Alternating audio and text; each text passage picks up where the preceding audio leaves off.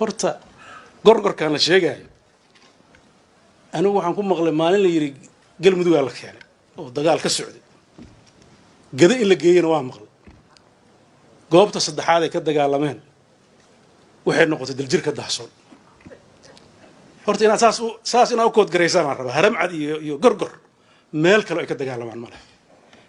aniga waa research garay waxaan ciidanka intee la egyahay waxaa la ii sheegay ciidamada turkidu tababaray iyo kuwa waxaa la isku dardaro ciidan hadda aniga aan sheegay dad ka nixinayo tiro badan oo dabaabaad wata hadda hal maalin shabaabka ma aadin wadada afgooy iyo xamar isku xirto waa xiranta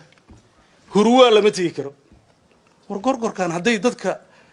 wax u qabanayaan jidadka maxay u furi waaye niman meelay ku jiraan oo cid arag oo ani hadda wax lagu akhriyo ma garanayo hadda awal waxa la Soomaalidu saas bay yeeli karto hadda dadka reer Puntland saas dhahan laakiin ogaada Soomaalida naqaanimaa ilaa al-shabaab si ay ka dhigto waa la arkay Soomaalida Soomaa inay isqarxiyaan oo dadka qeyracaan nimankan aniga sida loo tababaray shaki weyn ay jira marka wax naxariisa oo ay leeyihiin ma jirto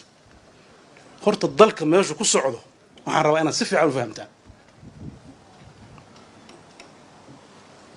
dadka waxa xun looma sheego belad laakiin waa qarsan weyn run aan sheegaya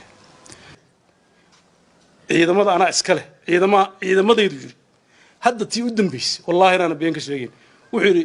garow hal yimaado ma imaanaysan la fahna uga baqnay wuxuu yiri dhuusamareeb ruuxay dhuusamareeb hadda kan inuu xabada ka dhacay may ana waxba kama dhacayaan ugu dhahay I don't know ciduu og yahay